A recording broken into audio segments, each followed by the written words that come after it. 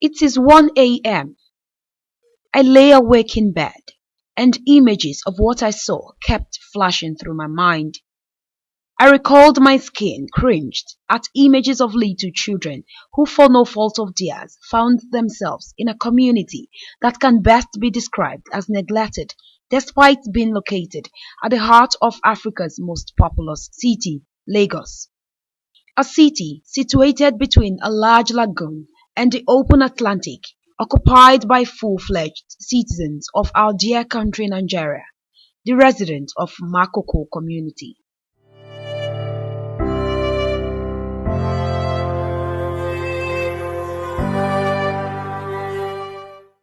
According to the World Bank collection of development indicators, the population living in slums in Nigeria was reported at 50.2% in 2014.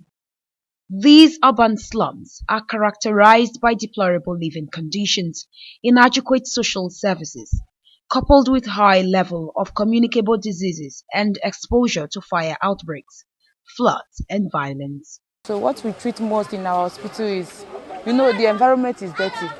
The water is very dirty. We treat typhoid most of the time, malaria, and so many other ones. Cholera is included. It's one of this environment, there is no anyhow we can escape all those sicknesses. During the COVID-19 lockdown, even those who are acclaimed well-to-do felt not only the pinch but the blow of the economic crunch occasioned by the lockdown, which was a major protocol to prevent the spread of the virus. The plight of this very vulnerable group is better imagined than experienced.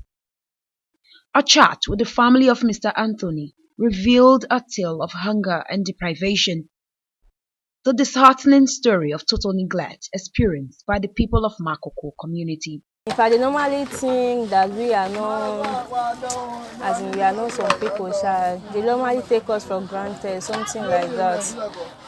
Yes, hospital, yeah, but no government hospital, there's nothing like that, even though for school, no government school, yeah.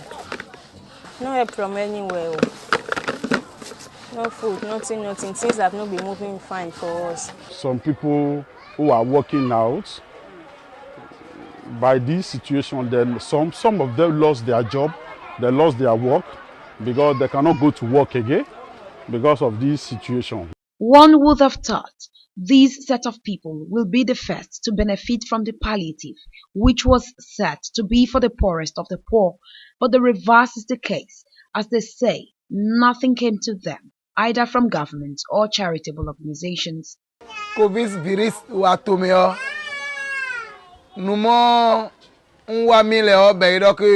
all hear that governments are sharing things. Even though some NGOs, some projects, they are sharing things to people. But we are on water. We are on water, Makoko. But we didn't receive anything from any government or from any NGOs. We no see anybody helps, which is government help or those NGO or project helps, because we are on water.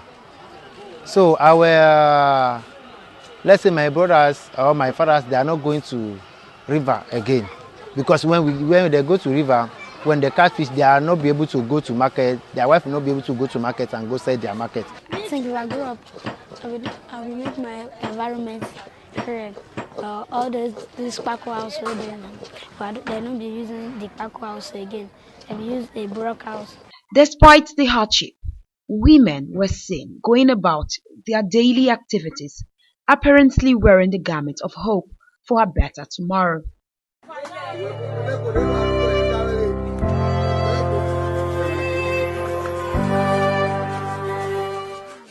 In the course of our interaction, Makoko residents fingered NGOs as those who neglected them during the lockdown. However, the founder of Connected Development, an NGO reputed for supporting urban development, believes that Makoko could attract global attention. Makoko have gotten so much. A lot of people, the word Makoko is on their lips. but we've not seen how the government would work with community people to revitalize that slum. Makoko could become a model that would change Africa, but sadly we're not getting that needed political will. Another NGO, Code for Africa, on the other hand, attempted to bring Makoko on the global map. Prior to our project, the community was unrepresented on any official map. It was literally a dot, a blank spot. Okay, so despite the high number of people living there was no baseline data required by stakeholders and even the government for planning and development purposes. As much as we hope that someone somewhere will hear these voices from this valley and help to see how their plight can be ameliorated, there are fears that their ordeals might be made worse if the feelers making the rounds of a potential demolition of the community comes to reality. There is something happening in our community now. We are facing eviction. Because what we had, they want to demolish us from our community now. However, the Assistant Director of Public Affairs at the Lagos State Ministry of Environment, Mukaila Ismail, could not substantiate the demolition rumors. I don't know about that. If you are getting rumors from people, I cannot substantiate the rumor.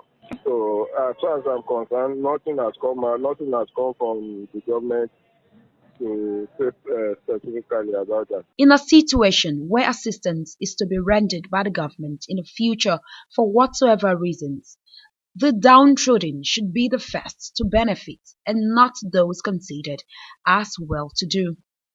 If the saying that there is always light at the end of the tunnel, my prayer is that these people get that light sooner than later.